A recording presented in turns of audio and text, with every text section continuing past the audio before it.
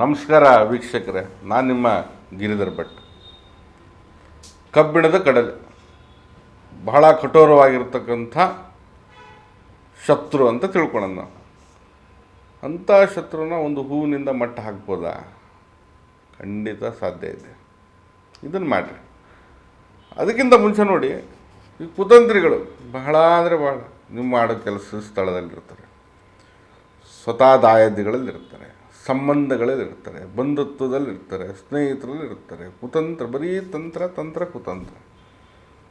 ಪಾಪ ಮನುಷ್ಯ ಒಳ್ಳೆ ಕೆಲಸ ಮಾಡ್ಕೊಂಡು ಏನೋ ಒಂದು ರೀತಿಯಲ್ಲಿ ಬರ್ತಾನೆ, ಅವ್ನು ಮಾಡಿದ ಕೆಲಸನ ನಾನೇ ಮಾಡಿದೆ ಅಂಥೇಳಿ ಕುತಂತ್ರಿ ತೊಗೊಂಡು ಅವನಿಗೆ ಸಿಗುವಂಥ ಸನ್ಮಾನ ಗೌರವನ ಇವನು ತೊಗೊಂಡು ಮುಂದಕ್ಕೆ ಹೋಗ್ಬಿಡ್ತಾನೆ. ಇವನು ಪಾಪ ಅದೇ ಸ್ಥಿತಿಯಲ್ಲಿ ಇರ್ತಾನೆ.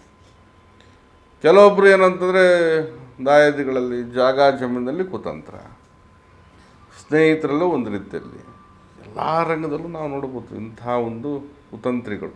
ಅದಕ್ಕೆ ಹೇಳೋದು ನಾವು ಕಬ್ಬಿಣದ ಕಡಲೆ ಅಂದರೆ ಒಂಥರ ಕಠೋರವಾಗಿರ್ತಾರೆ ಇವರು. ಕಣ್ಗೂ ಕಾಣಲ್ಲ, ಕಂಡ್ರೂ ಏನೂ ಮಾಡೋಕ್ಕಾಗಲ್ಲ, ಅಥವಾ ನೋಡಿದೇರೋ ಸುಮ್ಮನೆ ಇದ್ಬಿಡೋಕ್ಕಂಥ ಪರಿಸ್ಥಿತಿ. ಕಡಲೆ ಕಬ್ಬಿಣದಂತ ಗೊತ್ತು, ಏನೂ ಮಾಡಲಿಕ್ಕಾಗಲ್ಲ, ತಿಂದರೆ ಅದು ಮುರಿಯೋದು ಅಂತ ಖಂಡಿತ.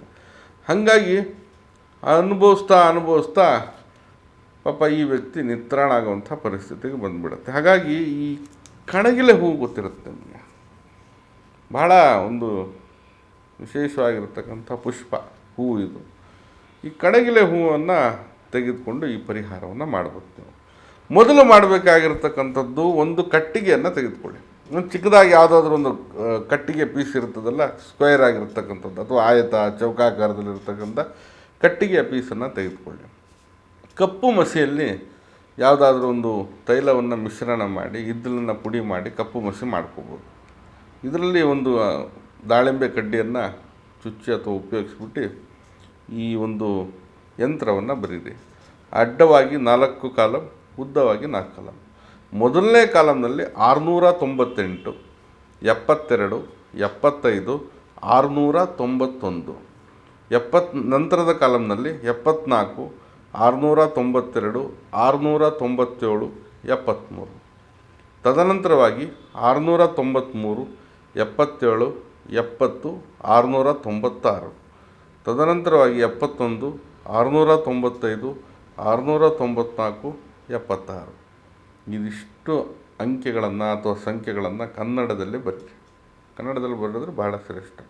ಇದನ್ನು ಕಟ್ಟಿಗೆಯ ಮೇಲ್ಭಾಗದಲ್ಲಿ ಕಪ್ಪು ಮಸೆಯಿಂದ ಅಡ್ಡವಾಗಿ ಮತ್ತು ಉದ್ದವಾಗಿ 4 ಕಾಲಮ್ ಮಾಡ್ಕೊಂಡು ಇದನ್ನು ಯಂತ್ರವನ್ನು ಬರೀರಿ.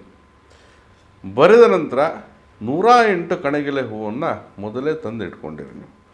ಈ ಹೂವನ್ನು ಹಾಕ್ತಾ ಈ ಯಂತ್ರದ ಮೇಲೆ, ಜೊತೆಗೆ ಆ ಯಂತ್ರದ ಮೇಲ್ಭಾಗದಲ್ಲಿ ಆ ಕಪ್ಪು ಮಸೆಯಲ್ಲಿ ಶತ್ರುವಿನ ಹೆಸರನ್ನು ಕೂಡ ಬರೆದಿರಿ. ಈ ಮಂತ್ರವನ್ನು ಹೇಳ್ತಾ ಹೋಗಿ. ಮಂತ್ರ ಬಹಳ ಗೊತ್ತಿರ್ತದೆ, ಆದರೂ ಹೇಳ್ತೀನಿ. ಓಂ ಐಂ ಹ್ರೀಂ ಕ್ಲೀಂ ಚಾಮುಂಡೈ ವಿಚ್ಛೆ ಶತ್ರುನಾಶಾಯ ಫಟ್ ಸ್ವಾಹ. ಓಂ ಐಂ ಹ್ರೀಂ ಕ್ಲೀಂ ಚಾಮುಂಡೈ ವಿಚ್ಛೆ ಶತ್ರುನಾಶಾಯ ಫಟ್ ಸ್ವಾಹ. ಈ ಮಂತ್ರವನ್ನು ಹೇಳ್ತಾ ಕಣಗಿಲೆ ಹೂವನ್ನು ಒಂದೊಂದೇ ಹಾಕ್ತಾ ಹೋಗಿ. 108 ಬಾರಿ ಮಂತ್ರ, 108 ಬಾರಿ ಕಣಗಿಲೆ ಹೂವು. ನಂತರ ಈ ಯಂತ್ರವನ್ನು ಹರಿಯುವ ನೀರಿಗೆ ವಿಸರ್ಜನೆ ಮಾಡಿ. ಇದನ್ನು ಅಮಾವಾಸ್ಯೆ ಅಥವಾ ಹುಣ್ಣಿಮೆಯ ದಿನ ಮಾಡಿದ್ರೆ ಬಹಳ ಶ್ರೇಷ್ಠ. ಮತ್ತು ಇದೆಲ್ಲ ಮಾಡ್ಬೋದು, ಆ ದಿನಗಳು ಬಹಳ ಶ್ರೇಷ್ಠ ಅನ್ನೋದು ಒಂದು ನಂಬಿಕೆ. ಹೀಗೆ ಮಾಡಿ ಖಂಡಿತವಾಗಿ ಕುತಂತ್ರಿ ಶತ್ರುಗೆ ನರಳಾಟ ಖಚಿತ.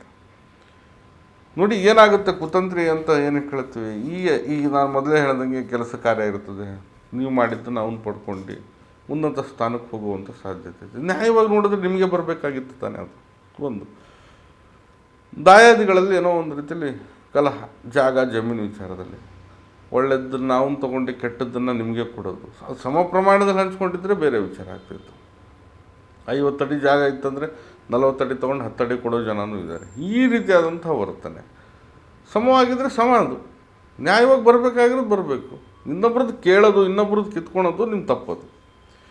ಎಲ್ಲಿ ನ್ಯಾಯದ ವಿರುದ್ಧವಾಗಿ ಅನ್ಯಾಯ ನಡೀತಾ ಇದೆ ಅಲ್ಲಿ ಕುತಂತ್ರ ನಡೆದಿದೆ ಅನ್ನೋದೇ ಅರ್ಥ ಆಗಲಿ. ಆ ಕುತಂತ್ರದ ಕರ್ತೃ ಅಥವಾ ಕೃತ್ಯಕ್ಕೆ ಕಾರಣವಾದಂಥ ವ್ಯಕ್ತಿ ಕುತಂತ್ರಿಯಾಗೇ ಇರ್ತಾನೆ. ಅವನು ಬೇಕಂತಲೇ ನಿಮ್ಮ ಮೇಲೆ ಶತ್ರುವಾಗಿ ನಿಮ್ಮ ಮೇಲೆ ಹಿಂದೆ ಬಿದ್ದಿರ್ತಾರೆ, ಜಾಗದ ವಿಚಾರದಲ್ಲೋ ಜಮೀನು ವಿಚಾರದಲ್ಲೋ. ಕೆಲಸ ಮಾಡೋ ಸ್ಥಳದಲ್ಲಾಗಿರ್ಬೋದು, ಸ್ನೇಹಿತರ ಒಂದು ವಿಷಯದಲ್ಲಾಗಿರ್ಬೋದು, ಕುತಂತ್ರಿಗಳು ಅವು ನೀವು ಒಳ್ಳೆ ಸ್ನೇಹ ಇರ್ತದೆ, ಇಬ್ರಿಗೂ ಪಾಪ ಒಳ್ಳೆ ಬಾಂಧವ್ಯ ಇರ್ತದೆ, ತಂದಿಟ್ಬಿಡೋದು. ಇಬ್ಬರು ಅವನೊಂದು ನೀವೊಂದು ಆಗ್ಬಿಡೋದು. ಒಟ್ಟಾರೆಯಾಗಿ ಇಬ್ಬರಲ್ಲೂ ಆ ಒಂದು ಸ್ನೇಹಿತ ಗುಣತತ್ವ ಸೇರದೇ ಇರೋ ಹಾಗೆ ನಿಮ್ಮನ್ನು ದೂರ ಮಾಡಿಬಿಡೋದು. ಈ ಕುತಂತ್ರಿ ಆಗಿರ್ತಕ್ಕಂಥ ಶತ್ರು ಕೈವಾಡ. ಹೆಂಡತಿ ಮಕ್ಕಳು ಚೆನ್ನಾಗಿರ್ತಾರೆ, ತವ್ರ ಮನೆಯಿಂದ ಯಾರೋ ಏನೋ ಹೇಳ್ಕೊಟ್ಟು ಗಂಡ ಹೆಂಡ್ತಿನೇ ದೂರ ಮಾಡಿಬಿಡೋದು. ಇಂಥ ಪರಿಸ್ಥಿತಿ. ಮಗ ಮದುವೆ ಮಾಡ್ತೀರಾ, ಮಗ ಸೊಸೆ ಎಲ್ಲ ಚೆನ್ನಾಗಿರ್ತಾರೆ, ಸೊಸೆ ಮನೆ ಕಡೆ ಯಾರೋ ಹೇಳ್ಬಿಟ್ಟು ಮಗನ್ನ ನಿಮ್ಮಿಂದ ದೂರ ಮಾಡಿಬಿಡೋದು. ಕುತಂತ್ರನೇ ಅಲ್ವ ಇವೆಲ್ಲ?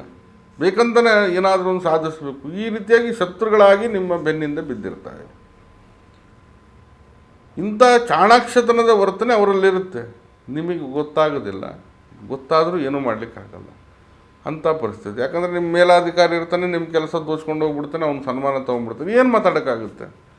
ಹೇಳೋಂಗಿಲ್ಲ, ಬಿಡೋಂಗಿಲ್ಲ. ಹೇಳಿದ್ರೆ ಏನೋ ಒಂದು ಕೆಲಸದಲ್ಲಿ ತೊಂದರೆ ಆಗುತ್ತಾನೋ ಭಯ. ಮಗ ಈಗ ತಾನೇ ಮದುವೆ ಮಾಡ್ಕೊಂಡಿದ್ದ, ಸೊಸೆ ಯಾರು ಮಾತು ಕೇಳಿದ್ರು, ಅವ್ರ ಮನೆಯವ್ರ ಮಾತು ಕೇಳಿದ್ರು, ಮಗನ ಕರ್ಕೊಂಡು ಬೇರೆ ಮನೆ ಮಾಡ್ಬೋದು. ನೀವು ಗೊತ್ತಿದೆ, ನೋಡ್ತಾ ಇದ್ದೀರಿ ಹಿಂಗಾಗಿದೆ ಅಂತ ಹೇಳ್ಬಿಟ್ಟು. ಮಗನೇ ನಿಮ್ಮ ಮಾತು ಕೇಳಿದ್ರೆ ಸೊಸೆಗೇನು ಹೇಳೋಕ್ಕಾಗುತ್ತೆ ನೀವು? ಹೀಗೆ ಇಂಥ ಒಂದು ಬಹಳಷ್ಟು ಹೇಳಲಿಕ್ಕೆ ಹೊರಟೆ ಬಹಳಷ್ಟು ವಿಚಾರಗಳನ್ನು ಹೇಳ್ಬೋದಾಗಿದೆ ಇಲ್ಲಿ. ಹೀಗೆ ನಿಮ್ಮ ಒಂದು ಪ್ರತಿಯೊಂದು ಹಂತದಲ್ಲೂ, ಪ್ರತಿಯೊಂದು ಜೀವನದಲ್ಲೂ ಮುಳ್ಳಾಗಿ ಒಂದು ರೀತಿಯಲ್ಲಿ ಕಾಡ್ತಾ ನೋಯಿಸ್ತಾ ನಿಮ್ಮನ್ನು ಒಂದು ರೀತಿಯಲ್ಲಿ ಶರಣಾಗತಿಯಿಂದ ನೂಗ್ಬಿಡ್ತಾರೆ. ಅಂದರೆ ನೀವೇ ಶರಣಾಗಬೇಕು, ನೀವೇ ಅಲ್ಲಿ ಕೆಳಕ್ಕೆ ಹೋಗಬೇಕು, ನೀವೇ ಎಲ್ಲದರಲ್ಲೂ ಕಳ್ಕೊಳ್ಳೋಂಥ ಒಂದು ಪರಿಸ್ಥಿತಿಗೆ ಬರಬೇಕು. ಅಂಥ ಒಂದು ವಿಚಾರಗಳಿಂದ ನಿಮ್ಮನ್ನು ಭಾರಿ ಹಾಳು ಮಾಡುವಂತಹ, ಹಾಳುಗೆಡುವಂತಹ ಲಕ್ಷಣಗಳು ಇರ್ತವೆ ಇಂಥ ಕುತಂತ್ರಿಗಳಿಂದ. ಹಾಗಾಗಿ ಅಂಥ ಶತ್ರುಗಳನ್ನು ಮಟ್ಟ ಹಾಕಬೇಕು, ಅವರು ನರಳಾಟ ಅನುಭವಿಸ್ಬೇಕು. ಹಾಗಾಗಿ ಈ ಪರಿಹಾರ ನಿಮಗೆ ಬಹಳ ಉನ್ನತಿಯಾಗಿರುತ್ತೆ ಎಂಬುದಾಗಿ ನಾನು ತಿಳಿಸ್ತಾ ಇದ್ದೇನೆ. ನಾನು ನಿಮ್ಮ ಗಿರಿಧರ್ ಭಟ್.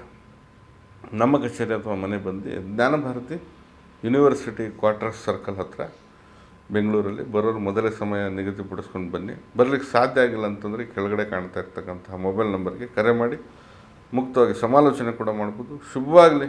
ನಮಸ್ಕಾರ.